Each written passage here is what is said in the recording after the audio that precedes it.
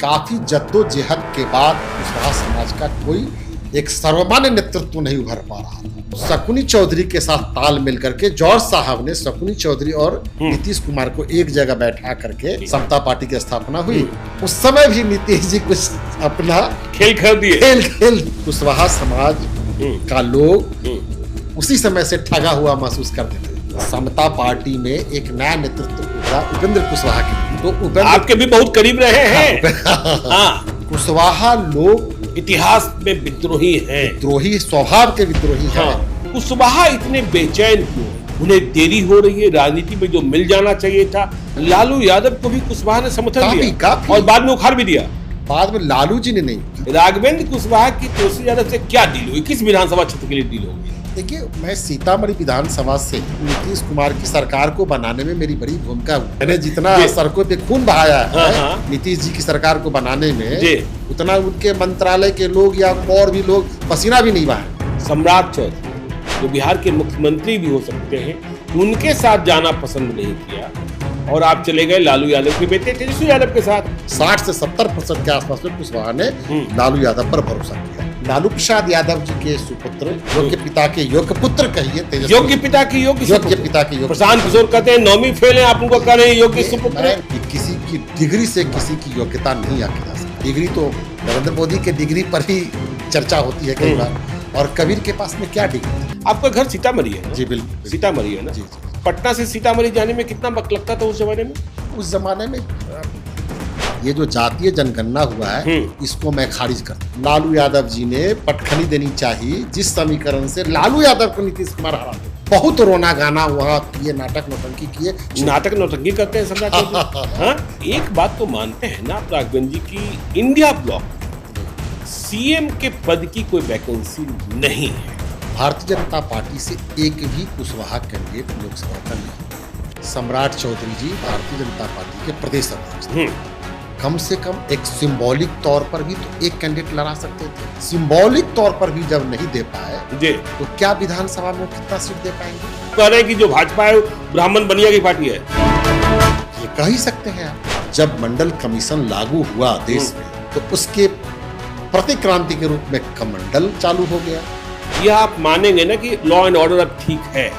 इसे भी ये मैं नहीं मानेंगे। मैं नहीं मानेंगे। सवर्णों में भी बहुत ऐसे वर्ग हैं जिनको आरक्षण चाहिए। आज भी ब्राह्मण समाज में जो जजमानिका करके, पूजा पाठ करा करके, घंटी डोला करके, आरती उतार करके अपनी जीविकोपार्जन करते हैं, नौकरी समाप्त कर रहे हैं, कॉन्ट्रैक्ट वाली नौकरी दे रहे हैं, और कॉन्ट्रैक्ट में तो कोई आरक्षण होता नहीं है। आईएएस की बहाली में भी लैटरल एंट्री कर दी, कारपोरेट कल्चर से लेंगे लोग।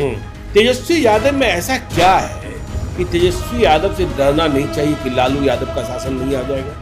जब नई सरकार तेजस्वी जी के नेतृत्व में गठित होगी तो फिर से इतना विश्वास है, एकदम पूरा भरोसा है, इतना विश्वास है, इतना पूरा एकदम 100%। पप्पू यादव और तेजस्वी यादव दोनों के रिश्ते कैसे हैं यह भी आपको पता है, फिर भी आप आ गए तेजस्वी के पास। छोटे वक्त दर्द नहीं हुआ? नहीं, दर्द हुआ। अच्छा, बहुत दर्द हुआ। बिहार में टायर्ड गवर्नमेंट है। आपने भी मान लिया? मैं मान रहा हूँ। जिंदा कौम 5 साल इंतजार नहीं। ताबे की रोटी उलट उलट के पकती है तो ज्यादा टेस्टी होती है। सरकारें 5-10 साल पर बदलती रहनी चाहिए। चरय वेती चलते रहना चाहिए, बदलते रहना चाहिए। ठहरी हुई जिंदगी समाप्त हो जाती है और बदलती हुई जिंदगी नई नई कहानी है।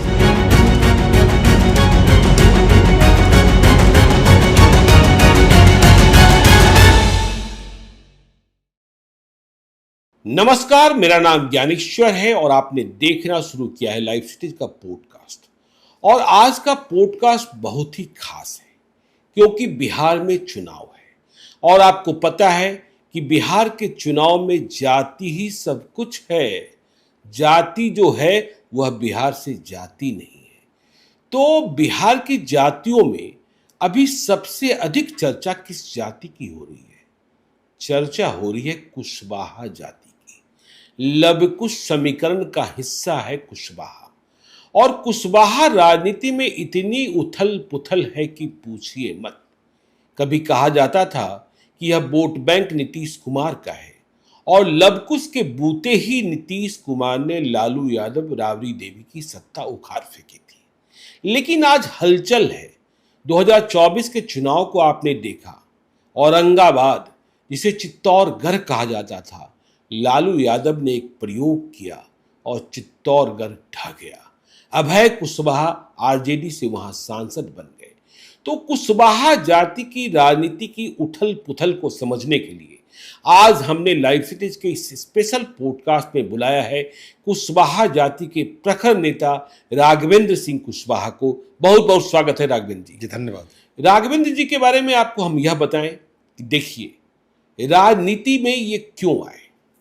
राजनीति से पहले यह यूपीएससी की तैयारी कर रहे थे, मेंस तक पहुंच गए थे, लेकिन पिता ने कहा कि क्यों ऑफिसर बनना चाह रहे हो। वह 74 के आंदोलन में जेल गए थे। नीतीश लालू उनके मित्र थे। उन्होंने कहा, बेटा राघवेंद्र, राजनीति करो, आईएएस आईपीएस तुम्हारी चाकरी करेंगे। तो राघवेंद्र सिंह कुशवाहा पढ़े लिखे कुशवाहा नेता हैं। अभी कुछ दिनों पहले तक पप्पू यादव की पार्टी के प्रदेश अध्यक्ष थे, उनके साथ थे। इसके पहले छात्र समता के बिहार अध्यक्ष रहे, पीए संगमा की पार्टी में रहे, लोजपा में रहे, और अब इन्होंने भी जो कुशवाहा जाति की चाल देखी जा रही है, यह आरजेडी में शामिल हो गए। तेजस्वी यादव का नेतृत्व स्वीकार लिया है, लालू यादव को अभिभावक मान लिया है। चुनाव भी लड़ेंगे, नहीं लड़ेंगे यह सवाल भी हम लेंगे, लेकिन सबसे पहले राघवेंद्र जी हम यह समझना चाहते हैं, कुशवाहा, बिहार के कुशवाहा एक निर्णायक जाति है बिहार की राजनीति में, बिहार के चुनाव में। वह इस तरीके से उथल पुथल के दौर में क्यों गुजर रही है। क्या नीतीश कुमार के प्रति कुशवाहा का विश्वास कम हो गया है, या नीतीश कुमार की सेहत कुछ ऐसी है कि कुशवाहा जो है वह नए नेतृत्व को तलाश रहा है, जबकि पहले से उपेंद्र कुशवाहा है, सम्राट चौधरी हैं। अब जहां आप पहुंचे हैं, आप भी एक बड़े कद के नेता हैं, वहां भी पहले से आलोक मेहता हैं, अभय कुशवाहा जेडीयू से आकर ही सांसद बने। कुशवाहा इतने बेचैन क्यों हैं? क्या उन्हें लग रहा है कि उन्हें देरी हो रही है, राजनीति में जो मिल जाना चाहिए था वह अब तक नहीं मिला है, और 2025 में नहीं मिला तो फिर बहुत देर हो जाएगी? कुशवाहा राजनीति को समझने के लिए आपको यह समझना पड़ेगा कि इसके प्राचीन इतिहास को, जी बिल्कुल, जो काफी गौरवमयी रहा है। अच्छा, कुशवाहा समाज के लोग अपने आप को बुद्ध से जोड़ते हैं, भगवान बुद्ध से जोड़ते हैं। जी, शाक्यवंशी ऋषि थे वो। तो शाक्य आप जाएंगे जब कपिलवस्तु और उसके आसपास के क्षेत्रों में, तो वो कुशवाहा बिरादरी ही शाक्य लगाते हैं। अच्छा, फिर बाद के दिनों में आपने देखा होगा, या बुद्ध से पहले जो मौर्य वंश का जो विकास हुआ था बिहार की राजनीति में, जी, और चंद्रगुप्त मौर्य से लेकर सम्राट अशोक तक, और सम्राट अशोक ने पूरे भारतवर्ष की जो एक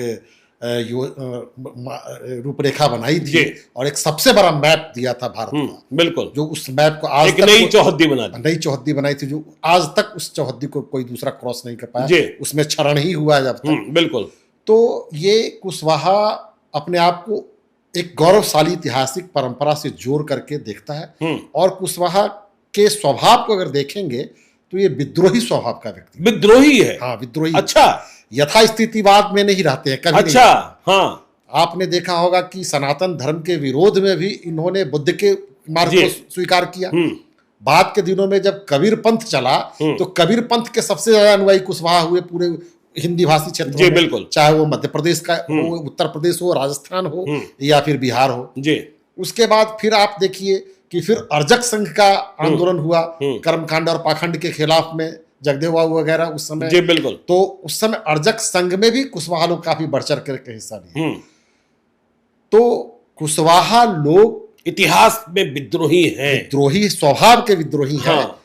लेकिन तुम बैठे रहो हम देखते रहे, यह नहीं चल सकता, ये नहीं चल सकता, ये नहीं चल सकता, ये नहीं चल सकता है। और परिश्रमी भी है, परिश्रमी भी है। हाँ, खेतों में काम करते हैं, ये खेतों में काम करते हैं, भीख नहीं मांगे, चोरी नहीं करेंगे, अपने शान के साथ स्वाभिमान से कोई समझौता नहीं करेंगे। जी, शान के साथ स्वाभिमान से कोई समझौता नहीं करेंगे। तो फिर स्वाभिमान से समझौता नहीं करते हैं। लेकिन हाल के दिनों में आपने देखा होगा कि काफी जद्दोजहद के बाद कुशवाहा समाज का कोई एक सर्वमान्य नेतृत्व नहीं उभर पा रहा था।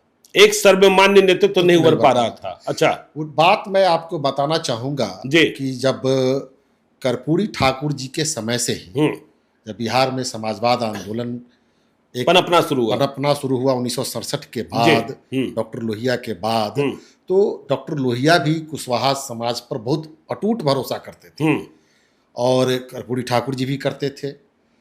उस आंदोलन में कुशवाहा बढ़ चढ़ के हिस्सा भी लिए। 74 के आंदोलन के बाद जो सरकार बनी उसमें भी कुशवाहा की बड़ी भूमिका रही जी। तो 90 के दशक में, 80 के दशक में और 90 के दशक में जब लालू यादव जी का प्रादुर्भाव हुआ है तो लालू यादव जी को भी कुशवाहा ने काफी समर्थन दिया और कुशवाहा को लालू यादव ने आगे बढ़ाया भी। लालू यादव को भी कुशवाहा ने समर्थन दिया काफी, और बाद में उखाड़ भी दिया। बाद में लालू जी ने नहीं उखाड़ा। बाद में 94 में जब नीतीश कुमार जी जॉर्ज फर्नांडिस के नेतृत्व में जब नेतृत्व के सवाल पर जनता दल जॉर्ज अलग बना 14 सांसद के साथ, उसी समय बिहार में कुशवाहा रैली हुई, कुर्मी रैली हुई, पटना में 1992 में हुई। बिल्कुल। तो नीतीश जी को ये लगा कि हम अगर लवकुश समीकरण को एक साथ ले चले, सोशल इंजीनियरिंग के मास्टर माने जाते थे। बिल्कुल। तो उस समय उन्होंने शकुनी चौधरी जी जो कुशवाहा के नए नेता के रूप में उभर चुके थे, बिल्कुल, और उनको लोग मान्यता दे चुका था, तो शकुनी चौधरी के साथ तालमेल करके जॉर्ज साहब ने शकुनी चौधरी और नीतीश कुमार को एक जगह बैठा करके, और उस क्षण के मैं भी गवाह हूँ। अच्छा। और वो वाटर टावर के पास में शकुनी बाबू का आवास था, मैं भी वही रहता था। हाँ, आपका भी घर, बिल्कुल, आपके पिताजी मिडिल स्कूल में थे तो वहीं पर आप थे। तो जॉर्ज साहब वहां जाकर के शकुनी जी को मनाए, वो कांग्रेस पार्टी में थे, वो पार्टी छोड़ करके फिर वो समता पार्टी की स्थापना हुई। समता पार्टी की स्थापना हुई और समता पार्टी से ये लवकुश समीकरण बन करके आगे बढ़ना शुरू किया। 94 में 95 में वो करामात बिहार में नहीं हो पाया, लेकिन धीरे धीरे भारतीय जनता पार्टी के साथ गठबंधन करके समता पार्टी अच्छा परफॉर्मेंस लोकसभा में की और अटल बिहारी वाजपेयी की सरकार में सरकार बनी। उस समय भी जॉर्ज साहब चाहते थे कि नीतीश को भी केंद्र में मंत्री बनाया जाए और शकुनी चौधरी जी को भी केंद्र में मंत्री बनाया जाए। लेकिन उस समय भी नीतीश जी कुछ अपना खेल कर दिए, जो लालू जी कहते हैं कि पेट पे दांत है। तो कुशवाहा समाज ने उस समय भी महसूस किया था। उस समय भी वो गच्चा दे दिए शकुनी चौधरी। मतलब आप कहना चाह रहे हैं शकुनी चौधरी को नीतीश कुमार ने रोक दिया। जबकि जॉर्ज साहब बहुत चाह रहे थे कि शकुनी बाबू मंत्री बने, लेकिन वो उस समय व्यवधान हो गया। तो तब से कुशवाहा समाज का लोग उसी समय से ठगा हुआ महसूस करने लगा। नहीं, आपका ने ठगा हुआ महसूस करने लगा। लेकिन 2005 में लवकुश ने ही नीतीश कुमार को मुख्यमंत्री बनाया। तो अब शकुनी बाबू उस समय थोड़े दिनों के बाद लालू यादव के साथ हो गए। फिर समता पार्टी में एक नया नेतृत्व उभरा, उपेंद्र कुशवाहा के नेतृत्व। बिल्कुल। तो उपेंद्र आपके भी बहुत करीब रहे हैं। हम लोग भी समता पार्टी में उस समय थे, बाद में वो जनता दल यूनाइटेड हो चुका था। उपेंद्र प्रसाद से उपेंद्र कुशवाहा भी नीतीश कुमार ने बनाया। जी बिल्कुल। और उस समय हम लोग भी राघवेंद्र सिंह ही लिखते थे, उस समय में कुशवाहा नहीं लिखता था। तो वो धीरे धीरे उपेंद्र कुशवाहा जी को भी नेता विरोधी दल उन्होंने बनाया। और बार बार वो बोलते थे नीतीश जी कि जिस कुर्सी पर कर्पूरी ठाकुर बैठते थे उस कुर्सी पर मैंने कुशवाहा को बैठाया है, उपेंद्र कुशवाहा को। तो धीरे धीरे फिर से जो कुशवाहा का विश्वास पाने में वो कामयाब हो चुके। और हम लोगों ने भी काफी संघर्ष किया। उस समय में छात्र समता का प्रदेश अध्यक्ष थे, मेरे ऊपर में 36 मुकदमे हुए डिफरेंट यूनिवर्सिटी। 36 मुकदमे? मैं अपने 3 साल के टेन्योर में करीब 9 महीना जेल में था, बिहार के विभिन्न जेलों में। अच्छा। पिताजी भी जेल में रहे 74 में, आप भी नीतीश कुमार के साथ आते हुए जेल चले गए। वो नीतीश कुमार की सरकार को बनाने में मेरी बड़ी भूमिका हुई है। अच्छा। मेरा जितना खून सड़कों पर नहीं बहा होगा, आज जो उनके सरकार में मंत्री है उनका उतना पसीना भी नहीं बहा होगा। क्या बात कर मैंने जितना सड़कों पे खून बहाया है नीतीश जी की सरकार को बनाने में, उतना उनके मंत्रालय के लोग या और भी लोग पसीना भी नहीं बहाए। अच्छा। लेकिन मुझको कुछ नहीं मिला। आपने चाहा? मैंने चाहा, मैंने तो कई बार चाहा। जॉर्ज साहब तो एक बार हमको लोकसभा सीवर से लड़ाना भी चाह रहे थे। अच्छा। लेकिन मैं सोचा कि अभी लोकसभा लायक मैं नहीं हूं, तो मैं नहीं लड़ पाया। वो उस समय मुझको लगा कि अभी पहले विधायक हो जाना चाहिए। उस समय छात्र नेता था, लेकिन जॉर्ज साहब हमको कहते रहे कि नहीं, हिम्मत करनी चाहिए तुमको। तो लेकिन उपेंद्र कुशवाहा को देखिए स्थापित किया नीतीश कुमार ने, यह आप मानते हैं। लेकिन नीतीश कुमार जब सत्ता में आ गए तो आपने कहा कि शकुनी चौधरी को उन्होंने पहले ही गच्चा दे दिया था, और देखिए 2005 से 2025 20 साल में गंगा में पानी बहुत बह चुका है। तो अब जो कुशवाहा नीतीश कुमार को छोड़ते हुए दिखाई पड़ रहे हैं या इधर उधर हो रहे हैं, विचलित हैं, परेशान हैं, व्यथित हैं, जबकि आपने कहा शकुनी चौधरी सर्वमान्य नेता बने। आपने शकुनी चौधरी के पुत्र सम्राट चौधरी, जो बिहार के मुख्यमंत्री भी हो सकते हैं, उनके साथ जाना पसंद नहीं किया और आप चले गए लालू यादव के बेटे तेजस्वी यादव के साथ। और उधर उपेंद्र कुशवाहा भी हैं। नीतीश कुमार से ऐसी निराशा क्या कुशवाहा समाज को हुई कि 2024 में साफ साफ दिखने लगा कि नहीं, कुशवाहा वोट बैंक में दरार आ गया है? तो आपने देखा होगा, इसका कई उदाहरण है सामने। शकुनी बाबू ठगे महसूस किए, उपेंद्र कुशवाहा को ही प्रोजेक्शन मिला एक लिमिटेशन तक, उसके बाद फिर उपेंद्र कुशवाहा भी अपने आप को ठगा हुआ महसूस किए। उन्होंने उनसे अलग होकर के दो बार पार्टियां बनाई, फिर गए आए। तो उपेंद्र कुशवाहा जब अलग हुए तो फिर उन्होंने एक नागमणि जी को, कभी भगवान सिंह जी को, इन लोगों को भी इस्तेमाल ही किया, मैं यही कह सकता हूँ। मतलब नीतीश कुमार कुशवाहा को इस्तेमाल करते रहे, इस्तेमाल ही करते चले। अच्छा, हाँ। तो इस बात को कुशवाहा समाज ने भली भांति समझ लिया कि नीतीश कुमार जी केवल कुशवाहा को इस्तेमाल ही करते हैं। अच्छा, वो उनका वाजिब हक देने में पूरी तरह से अपनी भूमिका नहीं निभाते हैं। अच्छा, तो फिर से प्रकरण में जो हाल के दिनों में जो लोकसभा का चुनाव हुआ, जी बिल्कुल 2024 में इंडिया ब्लॉक ने 7 लोकसभा क्षेत्रों में कुशवाहा को जो उम्मीदवार बनाया, तो लालू जी को ये लगा कि कुशवाहा वोट बैंक तो मेरा वोट बैंक था पहले से, ये सोशलिस्ट जमात था, ये तो कभी भी फंडामेंटलिस्ट के साथ नहीं रहा, दक्षिणपंथी विचारधारा से नहीं रहा जुड़ा हुआ। लेकिन अचानक धीरे धीरे धीरे दक्षिणपंथी विचारधारा नीतीश जी के साथ होते होते चला गया था। तो फिर मैं क्यों नहीं उसको समाजवाद में शामिल करूं, और घर वापसी क्या उन्होंने एक जो प्लानिंग किया, उस प्लानिंग में कुशवाहा समाज के लोगों ने पिछले लोकसभा के चुनाव में, मुझको लगता है कि आधा से अधिक कुशवाहा का वोट इंडिया, आधा से अधिक कुशवाहा, दो ही जीते वोट उन्होंने आधा से अधिक अपना, हमको लगता है कि 70% के आसपास में, 60 से 70% के आसपास में कुशवाहा ने लालू यादव पर भरोसा किया। अच्छा जी, उपेंद्र कुशवाहा को भी हरा दिया। उपेंद्र कुशवाहा तक को मैंने, चूंकि वहां अब देखिए, यहाँ आपको देखना पड़ेगा कि कैसे कुशवाहा टर्न लिया राजनीति में, बिहार के राजनीति में, कि जब कुशवाहा लालू यादव का भी कुशवाहा था, माने गठबंधन का जो माले से थे, और स्वयं उपेंद्र कुशवाहा एक नेता के रूप में लड़ रहे थे, तो लोगों ने माले के नेता को, लालू यादव के फोल्ड के कुशवाहा नेता राजाराम कुशवाहा को पसंद किया।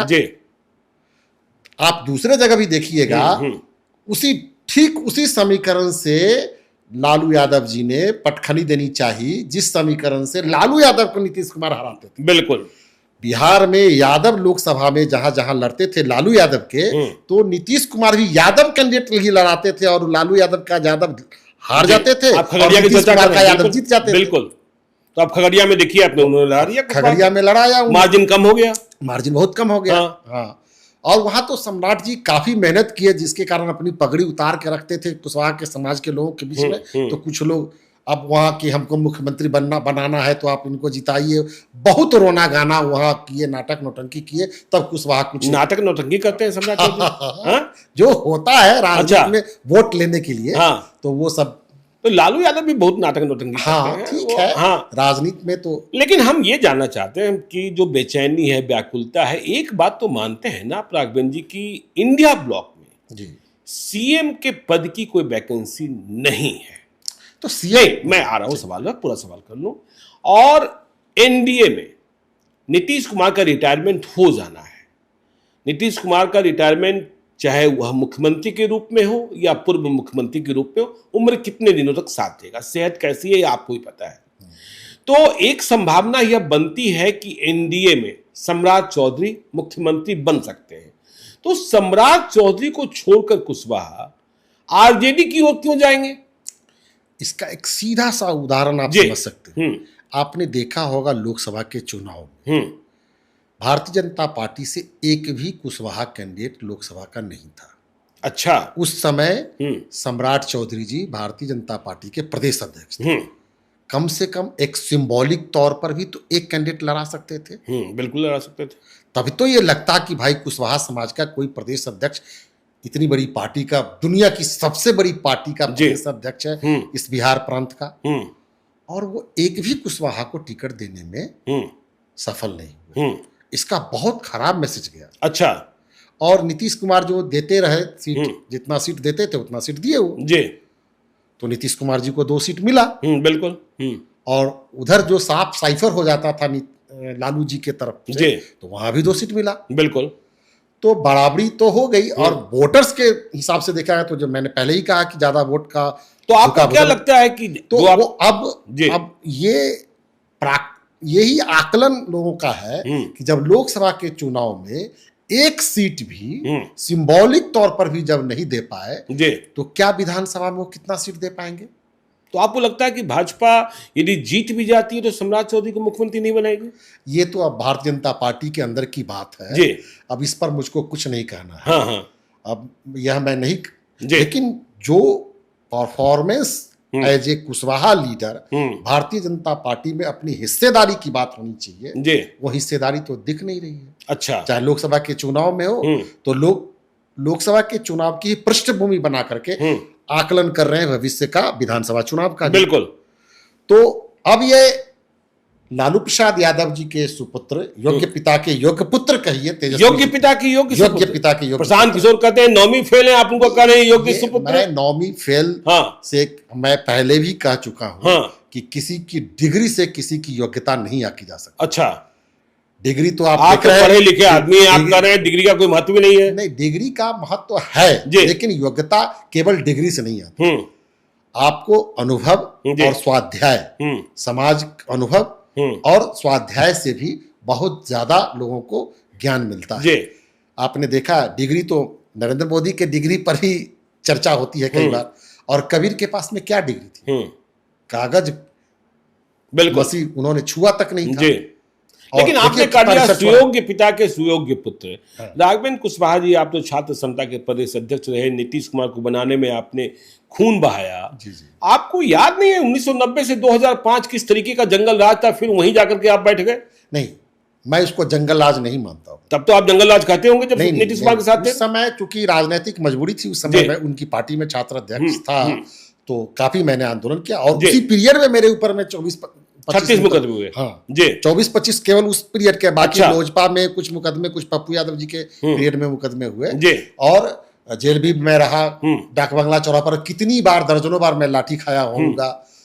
तो उस समय मैं अपने पद और पार्टी का धर्म निर्वहन कर रहा था। और उस समय भी मैं, जब चर्चा होती थी तो मैं कहता था कि उन्होंने सामाजिक न्याय का वो क्रांति युग था वो। अच्छा। 1990 से लालू यादव जी के सत्तारोहण के बाद जो सामाजिक क्रांति हुई बिहार में, वह काबिले तारीफ है। अच्छा, आप सामाजिक क्रांति की बात करते हैं, लेकिन बिहार की पहचान क्या थी? बिहार में अपहरण का उद्योग चलता है, बिहार में तबादला का उद्योग चलता है, बिहार में नरसंहार का उद्योग चलता है, बिहार में बिजली नहीं रहती है, बिहार में पानी नहीं रहता है, बिहार में शादियों में गाड़ी उठा ली जाती है। इस पर क्या बोलेंगे राकेश जी? ये देखिए, इस समय ये कुछ, यह भी जरूरत थी, ठीक है, नहीं जरूरत नहीं थी। कुछ चीजें ऐसी है कि हर काल में रही है, हर कालखंड में ये चीजें होती रही जी। और उस समय जो बिहार का जो मामला था, आप कह रहे हैं कि बिहार में विकास नहीं था, उस समय विकास से, आर्थिक विकास से ज्यादा जरूरी थी सामाजिक विकास का। लोग अपनी, जो निम्न जाति के लोग थे, पिछड़ी जाति के जो लोग थे, दलित जाति के जो लोग थे, वो शिकुर के, सहम के, सिकुर के और बच के रहते थे समाज में। लालू यादव ने उन बेजुबानों को इज्जत, प्रतिष्ठा और आबरू के साथ जीने का जो अधिकार दिया, वह ज्यादा महत्वपूर्ण था। और जब लोग सड़क पर चलने लगे मुख्यमंत्री बनने के बाद, आपने देखा होगा, उससे पहले भी बैकवर्ड के कई मुख्यमंत्री बने थे बिहार में, बिल्कुल, लेकिन जब वो बैकवर्ड के मुख्यमंत्री बनते थे तो बहुत कम दिनों के बनते थे और उनको सामाजिक सम्मान नहीं मिला। चाहे वो सतीश बाबू हो, सतीश बाबू जब मुख्यमंत्री बने थे तो उनको जो चेयर दिया गया था तो गद्देदार चेयर नहीं था। अच्छा। गद्देदार चेयर हटा दिया गया और लकड़ी का चेयर दे दिया गया उनको। अच्छा। दरोगा राय जी भी जब मुख्यमंत्री बने, कर्पूरी ठाकुर जी भी जब मुख्यमंत्री बने, और जब भोला पासवान शास्त्री भी मुख्यमंत्री बने, तो उनको भी अपमान सहना पड़ा। तो लालू यादव तो हंटर लेके चलते लेकिन लालू प्रसाद यादव जी जब बने मुख्यमंत्री तो उन्होंने सामाजिक क्रांति का सूत्रपात फिर से किया, और वो जिस तरह से उन्होंने कहा और जिस तेवर में वो रहते थे, उस तेवर से लोगों को जवाब मिला। लेकिन तब तो लोग उसी तेवर के वजह से बिहार में कुछ प्रतिक्रांति हुई। क्रांति के खिलाफ प्रतिक्रांति होती है, उसमें कुछ छिटपुट घटनाएं हुई। छिटपुट कहते हैं आप? लालू यादव को बदनाम करने की साजिशें हुई। अच्छा। तो मैं ये कहता हूं कि जिस तरह से स्वतंत्रता संग्राम में बहुत सारे लोगों को प्राणोत्सर्ग देना पड़ता है, तो आजादी की लड़ाई में जिस तरह से सब लोगों ने लड़ाई लड़ी और अपना प्राणोत्सर्ग दिया, तो सामाजिक न्याय की लड़ाई में भी जब एक दूसरी आजादी की लड़ाई लड़ी जा रही थी, उसमें भी प्राणोत्सर्ग कुछ लोग दिए, तो कोई बात नहीं है। मतलब आप कुर्बानी कर दे रहे हैं? वो कुर्बानी है, वो कुर्बानी है। पिछड़े कुर्बानी दी, चाहे कुर्बानी ले ली, लोगों की कुर्बानी थी। भाकपा माले के लोग की उस समय, और राष्ट्रीय जनता उस समय नरसंहारों को जस्टिफाई कर रहे हैं आप? मैं सामाजिक क्रांति में कभी कभी कुर्बानी लोगों को देनी। सामाजिक क्रांति में खूनी क्रांति भी आवश्यक हो जाती है। खूनी क्रांति नहीं, वो बलिदान था, कई लोगों का बलिदान था। लेकिन आप बताइए राघवेंद्र जी, आप कहते हैं हिंसा प्रतिहिंसा को हम लोग दूसरे तरीके से अब लालू यादव, अच्छा आप करें दूसरे तरीके से देख रहे हैं। मैं तब भी देखता था कि भाई जब माले ने किया तो क्रांति, और जब रणवीर सेना ने किया तो संहार, यह बात होती थी। जी यह बात होती। तो आप कह रहे हैं कि भाई बहुत सामाजिक विकास और सामाजिक क्रांति हुई। आपका घर सीतामढ़ी है ना? जी बिल्कुल, सीतामढ़ी है ना? पटना से सीतामढ़ी जाने में कितना वक्त लगता था उस जमाने में? उस जमाने में 5 घंटा 6 घंटा लगता है। आज कितना वक्त लगता है? आज ठीक है, 4 घंटा लगता है, 3 घंटा 4 घंटा लगता है। 3 घंटा 4 घंटा लगता है। बिल्कुल। तो उन्होंने सामाजिक तरक्की की, इन्होंने आर्थिक तरक्की की, हम मानते हैं नीतीश कुमार? ये बिल्कुल ये मानते हैं। हाँ, लेकिन लालू यादव की हम बात कर लेते हैं। लालू यादव की पहचान हुई बिहार में गरीबों के नेता के रूप में। बिल्कुल बिल्कुल, इसमें कोई शक नहीं, मैं भी मानता हूं। लेकिन बाद में वह पिछड़ों के नेता माने जाने लगे, और फिर बाद में वह यादव और मुसलमानों के नेता माने जाने लगे। तो यह सिकुड़ कैसे गया, और इसी कारण से वह सत्ता से बाहर भी हो गए। बिल्कुल, आपने बहुत ही सटीक समीक्षा की है अभी उनके शासनकाल की। इसमें हुआ ये से कि उस समय जब लालू जी सत्तारूढ़ हुए, तो बिहार के तमाम पिछड़े नेता इनके साथ थे। नीतीश जी भी साथ थे, रामविलास पासवान जी भी साथ थे, शरद यादव भी साथ थे, तो सब लोग साथ थे। लेकिन धीरे धीरे इन लोगों के अंदर में भी लीडरशिप क्लैश होने लगा। इनके भी अंदर में, नीतीश जी के भी अंदर में ये महत्वाकांक्षा जगी हो कि हम भी बिहार के मुख्यमंत्री बन सकते हैं। तो इन्होंने अपनी पार्टी को अलग किया। फिर शरद यादव जी अलग हुए, फिर रामविलास पासवान जी अलग हुए। तो धीरे धीरे इन लोगों के अलग होने से भी सामाजिक क्रांति कमजोर हुई, सामाजिक विभाजन हुआ, और अपने अपने समाज के लोगों को अपना अलग अलग नेता चुनने की एक स्वाभाविक महत्वाकांक्षा जगने लगी। दलितों में भी एक लगा कि मेरा भी नेता मुख्यमंत्री बने, अति पिछड़ों में भी लगने लगा कि मेरा भी नेता मुख्यमंत्री बन सकता है। बिल्कुल। लवकुश में भी लगने लगा कि मेरा भी नेता मुख्यमंत्री बन सकता है। तो मुख्यमंत्री की महत्वाकांक्षा के कारण सामाजिक जो समग्र रूप से जो एक जगह लोग थे, उनका विभाजन हो गया। तो उनका विभाजन होने लगा। तो धीरे धीरे लालू प्रसाद यादव की शक्ति कमजोर होती चली गई। लेकिन अब फिर से तेजस्वी जी ने जो अभी, वो तो A to Z की बात करें, सवर्णों से दूर रहे, फिर भी A to Z की बात कर रहे हैं। हाँ, तो अब इन्होंने देखा है, तो वो अब न सिर्फ पिछड़ा, न सिर्फ दलित, अब अगरों को लेकर के भी A to Z की बात करते हैं। अब सामाजिक न्याय का दौर जिस ऊंचाई पर जाना चाहिए, उस ऊंचाई पर पहुंच चुका है। अच्छा, अब वास्तव में आर्थिक न्याय की भी बात होनी चाहिए। उस आर्थिक न्याय की बात के कारण ही तेजस्वी जी ने सबको गले लगाने की बात की है। अच्छा, वैसे तो सबका साथ सबका विकास एक जुमला है दूसरे किसी पार्टी के लिए, लेकिन ये हृदय से सबको साथ लेकर के चलना चाह रहे हैं। आपको लगता है? बिल्कुल। अच्छा, मुझको लगता है। हाँ। और इसी लगने के कारण ही मैं इनके साथ हुआ हूं। अच्छा, और मुझको लगा कि देश में समाजवाद और धर्मनिरपेक्षता, सामाजिक न्याय पर करारा प्रहार हो रहा है दक्षिणपंथी विचार वाले लोगों के कारण। अच्छा, ये कांग्रेस मुक्त भारत का एक सिर्फ नारा देते हैं। अच्छा, असली चेहरा भारतीय जनता पार्टी के लोगों का, आरएसएस के लोगों का है कि इस देश में सामाजिक न्याय की ताकत को कमजोर करो और धर्मनिरपेक्ष ताकत को कमजोर करो। और इस ताकत को कमजोर करने के कारण देश में सांप्रदायिक उन्माद फैल रहा है चारों तरफ। तो स्वयं नरेंद्र मोदी ही अति पिछड़ी जाति के हैं, क्यों सामाजिक न्याय की ताकत को कमजोर करना चाहेंगे? कई बार जी वोट लेने के लिए जी चेहरा सामने लाया जाता है, लेकिन सत्ता किन की है, सत्ता में भागीदारी किन की है, ये देखना होगा। आप केंद्र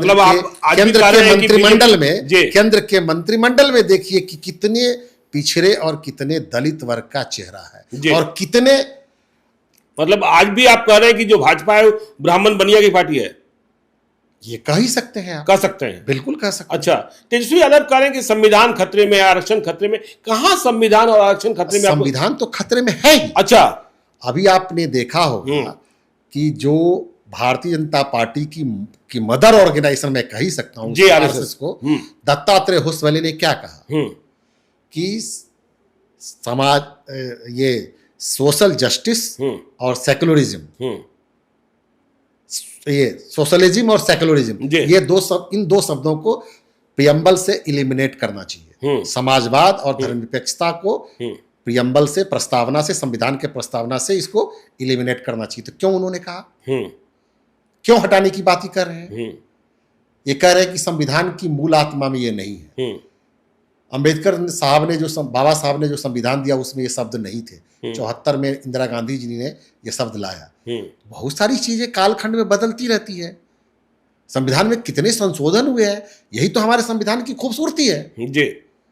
और इसमें ये शब्द जोड़ा गया, ये समय की मांग थी उस समय। अब आप समाजवाद को और धर्मनिरपेक्षता को हटाना चाहते हैं तो क्या संदेश देना चाहते हैं आप?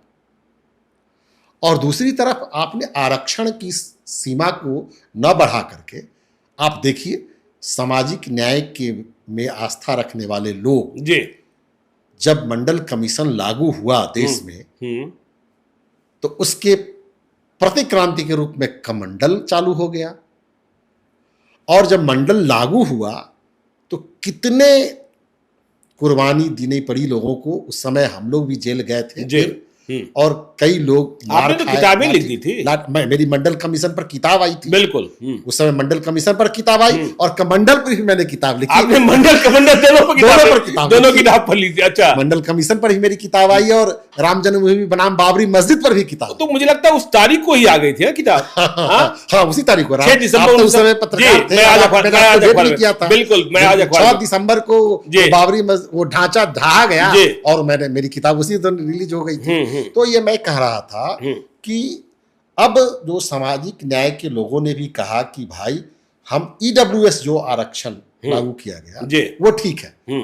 जो वर्ग, सवर्णों में भी बहुत ऐसे वर्ग हैं जिनको आरक्षण चाहिए। आज भी ब्राह्मण समाज में कई ऐसे लोग हैं जो जजमानिका करके, हम लोग की तरफ मिथिला में पूजा पाठ करा करके, घंटी डोला करके, आरती उतार करके अपनी जीविकोपार्जन करते हैं। उनकी स्थिति देखते हैं तो मुझको लगता है कि उनको भी आरक्षण मिलना चाहिए। अच्छा, आप ब्राह्मणों में भी आरक्षण की बात कर रहे हैं? गरीब ब्राह्मणों में हम उसी का ना ईडब्ल्यूएस। बिल्कुल। लालू प्रसाद यादव ने भी अपने घोषणा पत्र में इसको लिखा, नीतीश जी ने भी अपने घोषणा पत्र में लिखा, रामविलास पासवान जी ने भी अपने घोषणा पत्र में 5% की बात हो रही थी कि 5% मिलना चाहिए, 5% ही मिलना चाहिए। 10% को मिला, ठीक है। तो 10% आप उस वर्ग को दे रहे हैं तो जिसकी आबादी 54% है उसको आप 27% दे रहे हैं। जिसकी आबादी 10% है उसको आपने 10% दे दिया। तो आरक्षण की सीमा को बढ़ाना चाहिए। तो यहाँ आरक्षण भी खतरे में है। आरक्षण भी खतरे में है। आरक्षण भी खतरे में है कि आप उसको 54% से 27% पर देके 50% की सीमा से बढ़ा नहीं रहे। नीतीश जी ने उसको 65% किया भी था, लेकिन फिर वो सुप्रीम कोर्ट के अंदर में चला गया। तो मेरा ये मानना है कि आप तो एक तरफ से नौकरी समाप्त कर रहे हैं, कॉन्ट्रैक्ट वाली नौकरी दे रहे हैं और कॉन्ट्रैक्ट में तो कोई आरक्षण होता नहीं है। बिल्कुल नहीं होता जी। आपने आईएएस की बहाली में भी लैटरल एंट्री कर दी, कारपोरेट कल्चर से लेंगे लोग तो वहां भी आरक्षण नहीं मिल पाएगा लोगों को। आप नौकरी की संख्या कम करते जा रहे हैं, छटनीग्रस्त करते जा रहे हैं। मंडल कमीशन के रिपोर्ट में यह भी रिकमेंडेशंस था कि आप जो प्राइवेट सेक्टर की नौकरी है उसमें भी आरक्षण होना चाहिए, वहां नहीं है। आप जो आर्थिक आमदनी के जितने भी स्रोत है, चाहे वो पेट्रोल पंप हो, चाहे वो ठेकेदारी हो, चाहे वो रियल एस्टेट का धंधा हो, चाहे और भी कई सारे जहां पर आर्थिक आमदनी का स्रोत है, उस तमाम आर्थिक आमदनी के स्रोत पर भी आरक्षण का नियम जो मंडल कमीशन का रिकमेंडेशंस है वो लागू होने चाहिए। वहां भी नहीं हो पा रहा है। तो हम कैसे आरक्षण की बात हो गई, संविधान की बात हो गई। जब आप तेजस्वी के पास पहुंचे हैं और लालू यादव के पास पहुंचे हैं तो राजनीतिक संभावनाओं को आपने भी तलाशा होगा। लेकिन एक बात बिहार जिसके कारण बार बार आरजेडी हार जाती है और बीजेपी वाले या नीतीश कुमार तो कहते हैं कि जब मैं चुनाव में जाता हूं तो वोट मांगता ही नहीं हूं, मैं मजदूरी मांगता हूं। तो 2005 के पहले की तस्वीरें दिखाई जाती है और जैसे ही 2005 के पहले की तस्वीरें आती है, बहुत सारे वोटर ऐसे हैं बड़ी संख्या में, बहुत बड़ी संख्या में, जिनका जन्म 2005 या उसके कुछ साल पहले हुआ। तो वे भयावह दृश्यों की कहानी जब वो अपने पिता और पुरखों से सुनते हैं तो उनको डर समा जाता है। तेजस्वी यादव में ऐसा क्या है कि तेजस्वी यादव से डरना नहीं चाहिए कि लालू यादव का शासन नहीं आ जाएगा, बिहार में फिर से अपहरण नहीं होगा, बिहार में फिर से तबादला उद्योग नहीं चलेगा? बहुत अच्छा प्रश्न है जी। और यह प्रश्न तेजस्वी यादव से क्यों नहीं डरना? जी बिल्कुल, बहुत अच्छा प्रश्न है जी। यह प्रश्न हवा में, फिजाओं में हमेशा गूंजता रहता है। बिल्कुल, प्रचार माध्यमों में भी, समाचार माध्यमों भी, सोशल मीडिया में भी ये गूंजते रहता है। आपको मैं बताना चाहूंगा कि 2005 में जब लालू राबड़ी जी ने बिहार नीतीश जी के हाथों में सौंपा था, आप बहुत विद्वान पत्रकार हैं, आप भी बहुत सारे आंकड़ों का अध्ययन करते रहते हैं, तो आपने देखा होगा उस समय बिहार भारत के 2 राज्यों से कई मामलों में बेहतर पोजीशन पे था, उड़ीसा और राजस्थान से। 2005 में जी। आज आप देखिए बिहार में इतना विकास हुआ, चारों तरफ विकास के नए नए मापदंड गढ़े जा रहे हैं।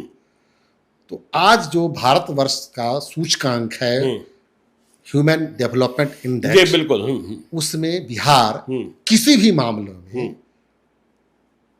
सब आगे नहीं है, किसी राज्य से हर मामलों में सबसे पीछे है। तो विकास को आप कैसे परिभाषित करिए? जो विकास का पैमाना भारत सरकार तय करती है या यूएनओ तय करती है, उस पैमाने पर 2005 में लालू राबड़ी जी ने नीतीश को 2 राज्यों से बेहतर कंडीशन में बिहार सौंपा था। लेकिन एक आम समझ है ना राघवेंद्र जी, आम समझ को तो आम समझ, इस परसेप्शन को, इस नैरेटिव को और परसेप्शन को समझना पड़ेगा ना। और एक और मैं बता रहा हूँ, एक बात और मैं बता रहा हूँ। आपने जो कहा कि जो बच्चे 2005 में जन्म लिए होंगे, आपको मैं एक उदाहरण देना चाहता हूं ज्ञानेश्वर भाई, कि नीतीश जी 2005 में सत्ता में आए और 2017 में जो बच्चे इंटरमीडिएट पास किए होंगे, 2015 में जो मैट्रिक पास किए होंगे, वो बच्चे नीतीश जी के ही सत्ता में आने के बाद पैदा लिए। बिल्कुल, 2005 में पैदा लिए। बिल्कुल। और 2005 में वो पहली कक्षा में गए होंगे, तब वो 2015 में मैट्रिक पास किए होंगे और 17 में इंटरमीडिएट पास किए होंगे। इस 15 वर्षों में नीतीश जी ने जो काम किया, आप अगर 2015 का मैट्रिक का रिजल्ट देखिए और 2017 का इंटरमीडिएट का रिजल्ट देखिए, इतना वर्स्ट रिजल्ट बिहार में कभी नहीं था जी। तो कैसे हम मान ले कि नीतीश जी ने शिक्षा व्यवस्था में आमूलचूल परिवर्तन किया? मेरा एकदम, वो तो मैं भी मानता हूं कि देखिए शिक्षा व्यवस्था में जिस तरीके से शिक्षकों की बहाली हुई और जिस तरीके के शिक्षक, और मैं वही कह रहा था, तो जब ये तेजस्वी में किस तरह से लोग नहीं भरोसा करेंगे, उससे पहले बहाली कितनी हो रही थी। लालू प्रसाद जी ने भी बीपीएससी से जो बहाली की थी लगभग 50,000 शिक्षकों की, वही शिक्षक आज भी मेरुदंड है जी बिहार की शिक्षा व्यवस्था जी। बाद के दिनों में जब नीतीश जी पिछले बार जब लालू जी के साथ हुए, तेजस्वी जी ने कितनी बड़ी संख्या में शिक्षकों की बहाली और स्पेशल ड्राइव करके नौजवानों को रोजगार दिया। तो ये एक तो परसेप्शन बना ना कि तेजस्वी जी ने रोजगार दिया। मैन ऑफ एम्प्लॉयमेंट तो भाई वो परसेप्शन बन गया। और आपने कहा कि देखिए विकास आपने डेटा से खेल दिया, यह तो आप भी मानेंगे ना कि बिजली रहती है, यह आप मानेंगे ना कि अब सड़कें हैं, यह आप मानेंगे ना कि लॉ एंड ऑर्डर अब ठीक है, इसे भी नहीं, ये मैं नहीं मानूंगा। नहीं मानेंगे, नहीं मानेंगे, मैं नहीं मानेंगे, इसलिए नहीं मानेंगे कि आप 2005 का आप तो क्राइम रिपोर्टर रहे हैं, बिहार के इमिनेंट क्राइम रिपोर्टर रहे हैं आप 2005 का डेटा देख लीजिए, जो बिहार सरकार का पुलिस डिपार्टमेंट का जो डेटा है, क्राइम रिपोर्ट है वो, उसका जो स्टैटिस्टिक्स है सो, और आज का स्टैटिस्टिक्स देख लीजिए। दोनों का आबादी तो अनुपात देखेंगे, आप उसका रेशियो देखेंगे, परसेप्शन की बात, आप रेशियो देखेंगे, आप परसेप्शन की बात कर रहे हैं। आप देखिए ना, किस रोज हत्या नहीं हो रही है पटना में, नहीं हत्या, किस रोज बलात्कार नहीं हो रहा है, किस रोज बैंक रॉबरी नहीं हो रही है, किस रोज सरेआम सड़कों पर नहीं भून दिया जाता है लोगों को, किस रोज नहीं होता है। आपके लाइव सिटीज में भी मैं देखता रहता हूं खबरों को, समाचार पत्र पर भरे रहते हैं। तेजस्वी यादव से डरना नहीं चाहिए, एकदम नहीं डरना चाहिए। तेजस्वी यादव जी सबको गले लगा रहे हैं और सबको साथ लेकर के चलने की बात वास्तव में केवल वही कर रहे हैं। एक नया विजन है और एक नई उम्र की ताजी फसल है जिस पर सब लोगों को भरोसा करना चाहिए। हमने देखा आपके साथ रेणु कुशवाहा भी, राजीव रंजन कोहली भी, तमाम कुशवाहा नेताओं का रास्ता अभी आरजेडी की ओर अभी तो ये केवल झांकी है, अभी अच्छा, असली पिक्चर बाकी है, अभी असली पिक्चर बाकी है। लेकिन इतनों का सामंजन होगा कहां? यादवों की संख्या कम कर देंगे क्या? कोई जरूरी नहीं है, कोई जरूरी नहीं है कि सब लोग विधायकी और सांसद बने। अच्छा, इतना समर्पण है? इतना समर्पण, जब देखिए देश में अभी आरएसएस और भारतीय जनता पार्टी का ये नारा है कि हमको कांग्रेस मुक्त भारत बनाना है। कांग्रेस मुक्त भारत बनाना चाहते हैं कि नहीं चाहते मैं नहीं जानता, लेकिन ये समाजवाद और धर्मनिरपेक्षता को समाप्त करना चाहते हैं, सोशल जस्टिस को और धर्मनिरपेक्ष ताकत को समाप्त करना चाहते हैं। यही कारण है कि पूरे हिंदुस्तान में जो भी लोग सोशल जस्टिस और सेकुलरिज्म की बात करते थे, सब लोगों को या तो भय दिखा करके, या तो डरा करके, या अपने साथ ले लिए, और जो साथ नहीं हुए उनको ये ईडी, सीबीआई, बहुत सारे हथकंडे से उनको भयाक्रांत करके उनको चुप कराए हुए हैं। एक केवल लालू प्रसाद यादव की पार्टी है जो निश्चित रूप से इस ताकत के खिलाफ में खूंटा ठोक करके बिहार में खड़ी है और लगातार भारतीय जनता पार्टी से लड़ रही है।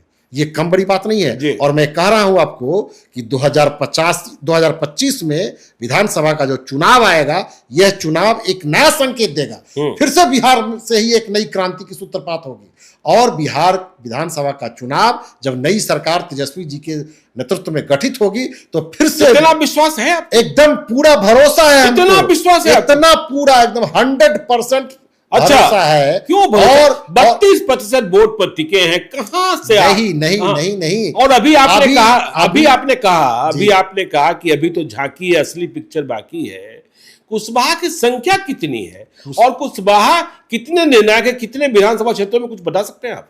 कुशवाहा की संख्या 170 विधानसभा, 170 243 में जी 170 विधानसभा में कम से कम 15,000 से ऊपर है। अच्छा, और 85 विधानसभा क्षेत्रों में लगभग आपको 35,000 से ऊपर है। अच्छा जी हाँ।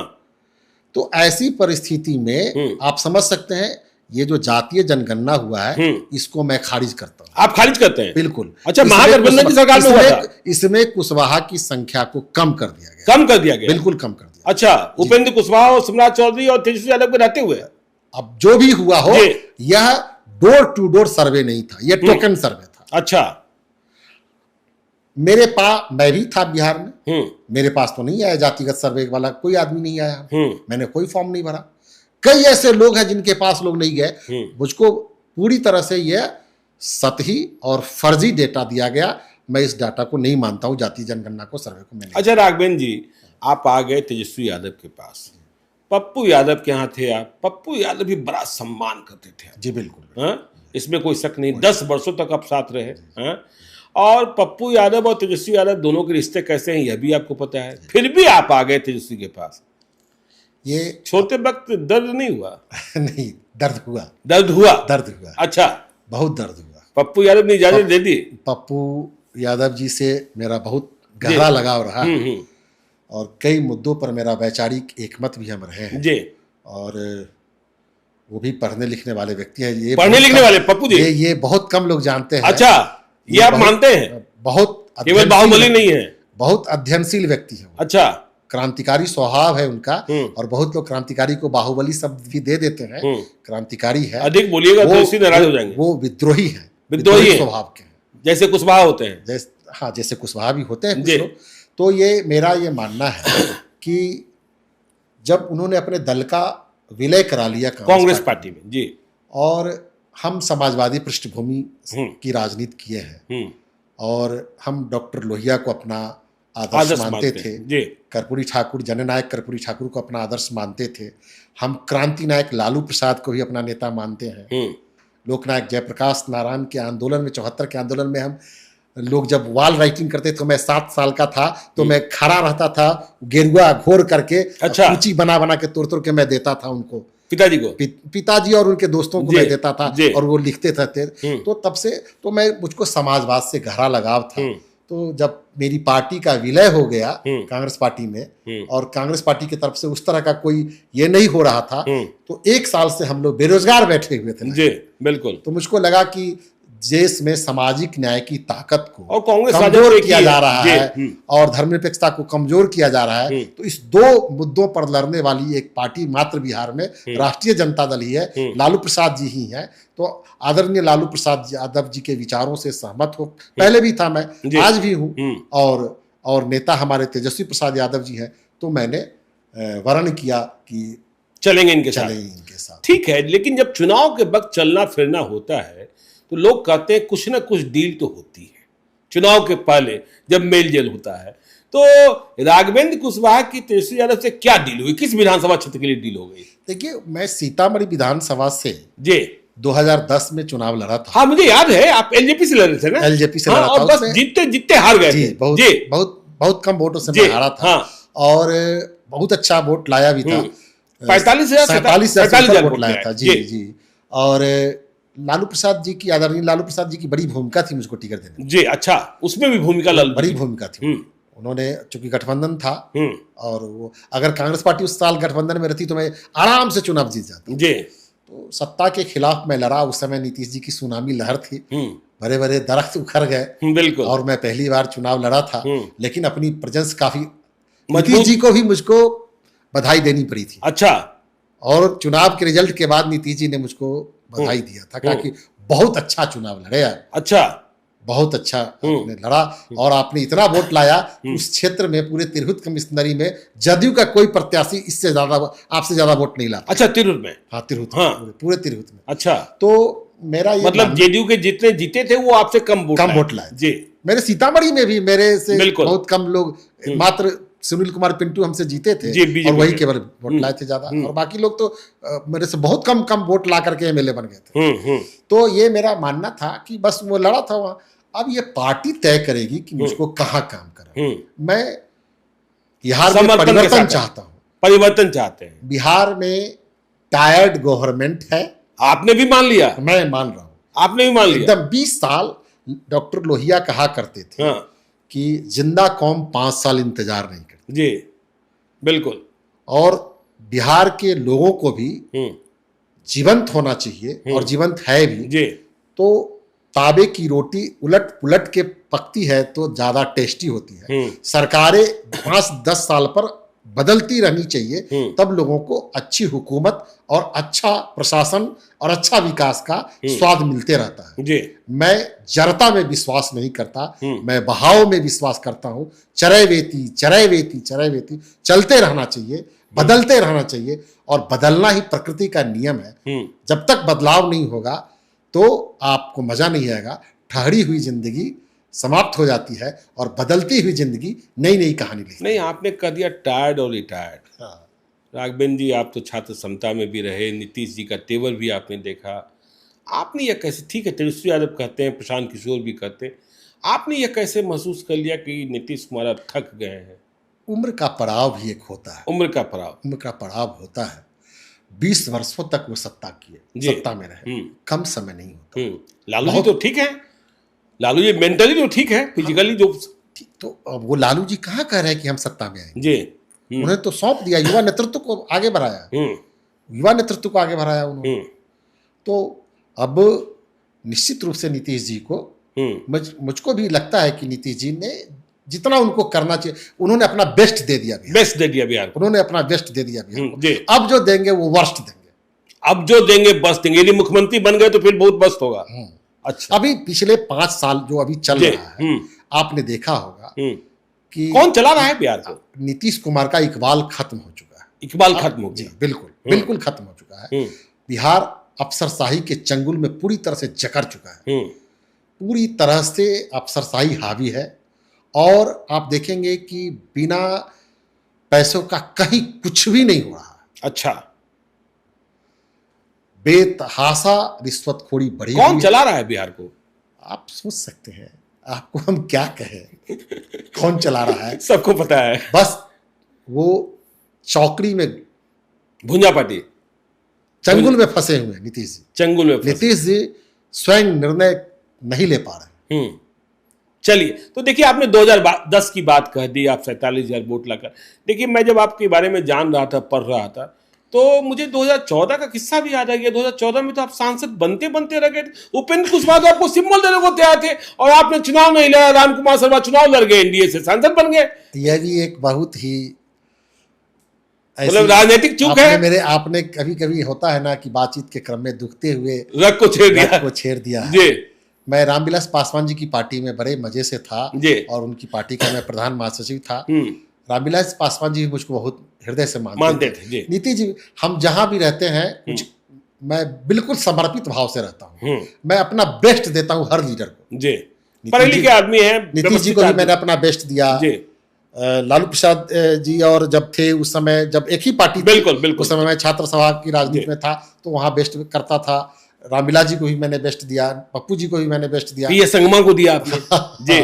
तो जब सीतामढ़ी सीट मिला था और उस समय मैं तुरंत जीता था, कुछ दिन पहले के बाद लोकसभा का चुनाव था, तो लोगों को लगा कि ये तुरंत जीते हैं, 50,000 के आसपास में वोट लाए हैं तो इनको लड़ाना चाहिए और उस वहाँ की आबादी भी अच्छी है वहाँ।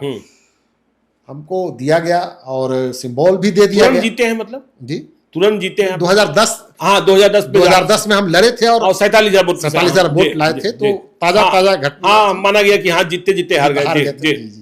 तो उस समय लेकिन उपेंद्र जी बुलाए तो हमको भरोसा नहीं हो रहा था कि वो हमको टिकट देंगे। उपेंद्र जी पर भरोसा नहीं हो रहा था। अच्छा तो ये भी होता है। उनके साथ अरुण जी भी थे, अरुण कुमार जहानाबाद। जब हम छात्र के अध्यक्ष थे तो उस समय युवा के अध्यक्ष थे समता पार्टी में वो। तो उन्होंने कहा कि आप आइए राघवेंद्र जी, आपका टिकट फाइनल है, आपका सिंबल दस्तखत करके रखा हुआ है। अच्छा, आप आइए, सिंबल ले लीजिए और पार्टी ज्वाइन करिए। यही हुआ। अच्छा, लेकिन किस्मत को जो मंजूर था, वो चर्चिल कहते हैं ना, there are so many slips between cup and lips. लेकिन मैं और भी आपके बारे में कि जो हमने प्रारंभ में ही कहा अपने संबोधन में कि पिताजी ने आपको राजनीति में धकेल दिया जी। कि पिताजी ने कहा कि नहीं चलो तुम उधर ही चलो। नेबालाल सिंह जी थे, टीचर थे, अब तो रहे नहीं, शेष है। वो किस्सा क्या है कि आप आईएएस बनना था, आप मेंस तक पहुंच गए, दूसरा बार शामिल होने का ही मौका नहीं दिया पिताजी ने और कहा जाओ 10,000 रुपये महीना हमसे ही ले रहा। हाँ, वो अभी एक बहुत मजेदार है, क्योंकि मैं आपको बताऊं कि अगर मैं अपने विशिष्ट गुण का अगर विश्लेषण करता हूं तो मैं एक पढ़ने लिखने वाला व्यक्ति मानता हूं। वो तो मैं देखता हूं, आप तो अखबारों को लिखते रहे। जब मैं आज अखबार में रिपोर्टिंग कर रहा था तो आप नवभारत टाइम्स के लिए यूनिवर्सिटी की रिपोर्टिंग किया करते थे और हम लोग मिला करते थे, राधा कृष्ण सिंह, नलिन विनोद पुष्पराज। उस समय मैं तीसरी आंख एक पत्रिका भी निकाल, बिल्कुल पत्रिका, अब भी कुछ निकाल रहे हैं ना, सोशो टाइम्स और अभी सोशो टाइम्स वगैरह निकलते रहता, असामयिक पत्रिका है जी जी जी। तो मेरे पिताजी की एक इच्छा रही, हर पिता अपने, आपके पिताजी जेल भी गए थे? जेल भी 74 के आंदोलन में जेल भी गए थे और हर पिता अपने कुछ अधूरे अरमानों को पूरा करना चाहता है, देखना चाहता है। बिल्कुल बिल्कुल। तो उनको लगा कि मैं विधायक नहीं बन पाया तो मैं लालू बन गए, नीतीश बन गए। वो तो लालू नीतीश ही करते थे, रघुवंश बाबू वगैरह सब, रामचंद्रपुर वगैरह सब उनके साथी थे। और मेरे पिताजी के हाई स्कूल में ही वो समाजवादियों का केंद्र रहता था, हमेशा लगातार सब कुछ होते रहता था। तो उनको एक ये हसरत रही होगी उनके दिलों में। जब ऐसा हुआ तो मैं थोड़ा सा दुखी था और मैं चाह रहा था कि सेकेंड अटेम्प्ट करूं, दूं। बिल्कुल। तो उन्होंने कहा कि नहीं, ऐसा है कि देखो, आओ, सामाजिक संदर्भों में राजनीति का बहुत महत्व होता है जी, और सत्ता से ही सारी चीजें संचालित होती है, और सत्ता में आ जाते हो तो ऑफिसर्स लोग वगैरह सब तुम्हारे अंडर में काम करेंगे। I am the government and you are my servant. यही बात होती है ना। बिल्कुल। हाँ जी, यही इसी तरह का कुछ भाव उनका रहा होगा। और उन्होंने कहा, और जब ये नीतीश जी भी उस समय सब लोगों को कहा करते थे कि देखिए ये एक ऐसा लड़का जिसका बाप इसको 15,000 रुपया देता है। अच्छा, मैं 10,000, क्या बात है। राजनीति करने के लिए पर मंथ इसको, और उस समय मुझको एक मोटरसाइकिल नई गाड़ी, हीरो होंडा गाड़ी हमको पिताजी खरीद के दिए थे कि छात्र राजनीति करने में पूरा घूमो। और मैं मोटरसाइकिल से चला जाता था दरभंगा, सीतामढ़ी, गोपालगंज, और छात्र राजनीति में वो गया तक चला। मैंने बिहार के तमाम विश्वविद्यालयों में मोटरसाइकिल से चल जाता था। उस जमाने में जब मतलब गड्ढे में सड़क थी, सड़क का गड्ढा नहीं था, अपना मजा आता था जी।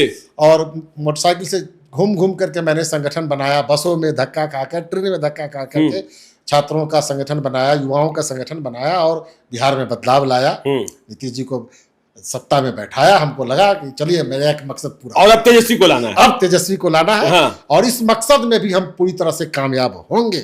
अच्छा, मैं आपको बताना चाहता हूं, अभी ये मेरा पूरा संकल्प है। हाँ। और बिना किसी लोभ लाभ के इस बार सत्ता की चाबी निश्चित रूप से बिहार की जनता सौंपना चाह रही है तेजस्वी को।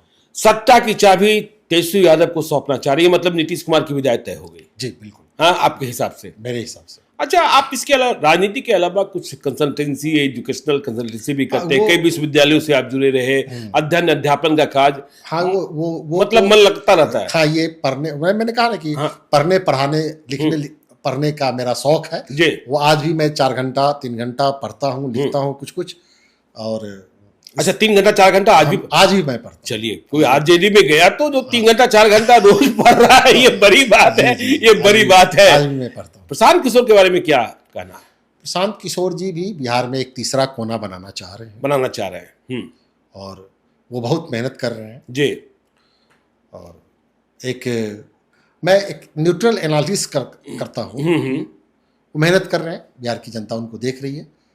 चलिए, तो देखिए, बिहार की जनता प्रशांत किशोर को भी देख रही है। राघवेंद्र सिंह कुशवाहा को हम आज कह रहे हैं दिसंबर 2025 में फिर से पॉडकास्ट के लिए बुलाएंगे और कसौटी पर तौलेंगे, क्योंकि उन्होंने आज कह दिया कि तेजस्वी यादव मुख्यमंत्री बन रहे हैं। और इन्होंने कहा जिसके साथ रहे उसे बनाया है, सत्ता की चाबी तेजस्वी यादव के पास रहेगी। तो इनकी बानी कितनी सत्य साबित होती है, असत्य साबित होती है, क्योंकि बिहार में घमासान है और लड़ाई सिर्फ एनडीए और महागठबंधन में नहीं है, तीसरा कोण प्रशांत किशोर का भी है। तो यह पॉडकास्ट कैसा लगा कमेंट बॉक्स में जरूर बताइएगा। हम नए नए मेहमानों को लेकर आपके सामने आते रहते हैं। अभी चुनाव का वक्त है, इसलिए चुनाव की बातें अधिक होगी। तो चलते चलते, यदि अब तक आपने हमारे यूट्यूब चैनल लाइव स्ट्रीम को सब्सक्राइब नहीं किया है तो जरूर कर लीजिएगा। और यदि इस वीडियो को आप फेसबुक पेज के माध्यम से देखें तो पेज को लाइक कीजिएगा। हैंडल एक्स पर भी हमें फॉलो कीजिए। धन्यवाद।